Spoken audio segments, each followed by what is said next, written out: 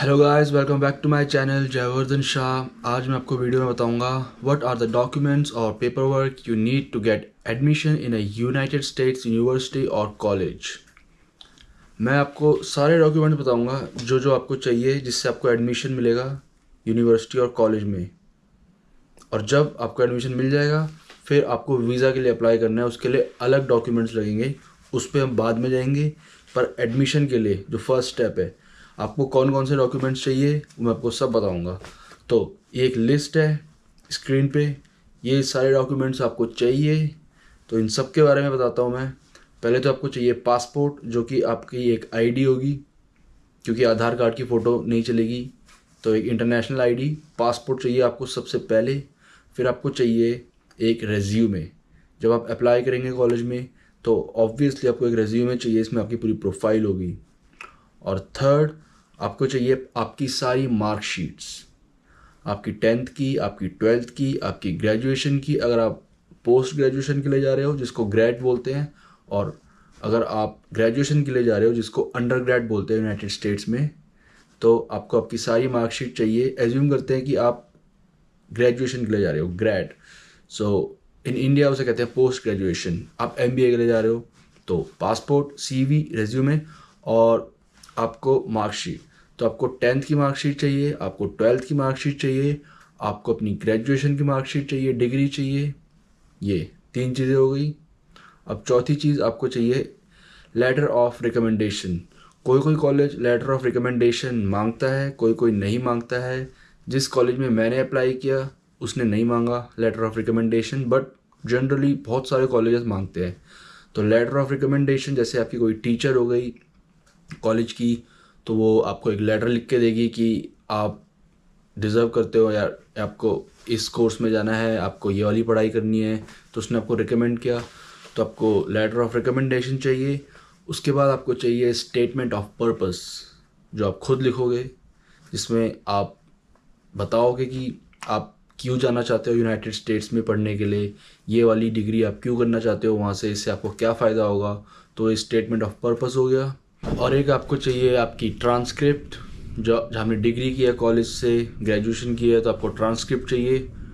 तो बहुत सारे कॉलेज ऐसे होते हैं जो ट्रांसक्रिप्ट आपकी मेल पे मांगेंगे, यानी कि आपको वो ट्रांसक्रिप्ट लेनी है।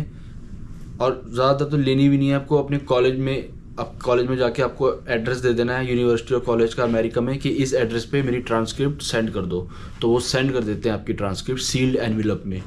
या फिर दूसरा तरीका, आपको अपनी ट्रांसक्रिप्ट लेनी है और अपने साथ लेके आनी है। जब आपका एडमिशन हो जाएगा कॉलेज में तो ट्रांसक्रिप्ट लेके आपको यूनाइटेड स्टेट्स में आना है अपने कॉलेज में, और फिर कॉलेज वालों को ट्रांसक्रिप्ट दे देनी है, जो कि सील्ड एनवेलप में होगी। उसे खोलते नहीं है, वो स्टैम्प होती है, जैसे 3 इडियट्स में होती है ना, वो करते हैं पेपर को सील, वो पेपर लीक हो जाता है तो रात को जाते हैं तो वो रेड कलर की स्टैम्प, मतलब स्टैम्प लगी होती है, तो वैसी ही होती है वो सील्ड एनवेलप में स्टैम्प।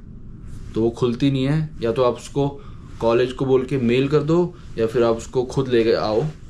तो मैं खुद लेके आया था, मैंने मेल नहीं की। तो ट्रांसक्रिप्ट चाहिए आपको। उसके बाद आपको चाहिए एंट्रेंस एग्ज़ाम के टेस्ट स्कोर, जो कि ज़्यादातर जीआरई और जीमैट होते हैं। जिस यूनिवर्सिटी में मैंने अप्लाई किया उन्होंने मेरे से जीआरई जीमैट नहीं मांगा। जब मैं यूनाइटेड स्टेट्स में आ गया तब उन्होंने मेरे से जीआरई करने को बोला। पर बहुत सारे लाइक 95% जो यूनिवर्सिटी और कॉलेज होते हैं वो आपको पहले आपको उनको जीआरई जीमैट देना पड़ेगा। उसके बाद आपको इंग्लिश प्रोफिशिएंसी टेस्ट, जो कि मोस्ट प्रोबेबली ज़्यादातर वो होता है आइल्स। तो एंट्रेंस एग्ज़ाम जीआरई और जीमैट और आइल्स। उसके बाद आपको एक ऐसे लिखना होगा, हर कॉलेज मांगता है, कोई नहीं मांगता है, एक ऐसे। और एक्सपीरियंस, वर्क एक्सपीरियंस, आपने कहीं जॉब की हो तो वर्क एक्सपीरियंस इफ़ एनी। और सबसे इम्पॉर्टेंट चीज़ जो है वो है प्रूफ ऑफ फंड।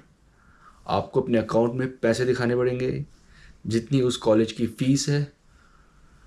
ज़्यादातर कॉलेज, लाइक ज़्यादातर क्या, सारे कॉलेज यूनाइटेड स्टेट्स में प्रूफ ऑफ फंड मांगते हैं, और प्रूफ ऑफ फंड वो 1 ईयर का मांगते हैं।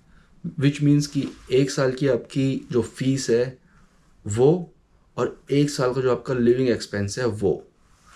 तो लिविंग एक्सपेंस कैसे पता चलता है? वो जो कॉलेज का जो हॉस्टल होता है, डॉर्म होता है, उसकी जो फीस है, उसमें जो खाने का पैसा है वो, और फीस हमारी एकेडमिक्स की, तो वो 1 ईयर की जो टोटल बैठता है वो आपको अपने बैंक अकाउंट में दिखाना पड़ता है। तो प्रूफ ऑफ फंड हो गया। तो ये सब चीज़ें हैं जो आपको चाहिए, क्योंकि मैंने अपना एडमिशन खुद किया। मैं बहुत लोगों को बोलता हूँ कि मैं किसी एजेंट पे नहीं गया, मैंने कोई काउंसलिंग नहीं की, और मैंने अपने सारे कागज़ खुद लगाए। तो 90% लोग तो मानते नहीं है मेरी बात। वो सोचते हैं ऐसा हो ही नहीं सकता, खुद कैसे कर सकता है कोई, एजेंट पे तो जाना पड़ता है। मैं किसी एजेंट पे नहीं गया, मैंने सारे खुद किए। तो ये सब चीज़ें चाहिए आपको: पासपोर्ट, एक रेज्यूमे, एक आपकी मार्कशीट सारी, और letter of recommendation, statement of purpose, फिर score card, GRE, GMAT, IELTS, English proficiency exam, और ऐसे, और प्रूफ ऑफ फंड। ये 9 चीज़ें, और एक्सपीरियंस है, वर्क एक्सपीरियंस, तो 10 चीज़ें हो गई। तो ये 10 चीज़ें आपको चाहिए, और फिर आप कॉलेज में अप्लाई कर सकते हो। और जब अप्लाई करोगे तो एप्लीकेशन फ़ीस होती है $50, $60, ज़्यादा से ज़्यादा $100, $150, उससे ज़्यादा नहीं। तो ये 10 डॉक्यूमेंट्स आपको चाहिए, तब आप US कॉलेज में अप्लाई कर सकते हो। तो होप यू गाइस आपको मेरी वीडियो अच्छी लगी होगी।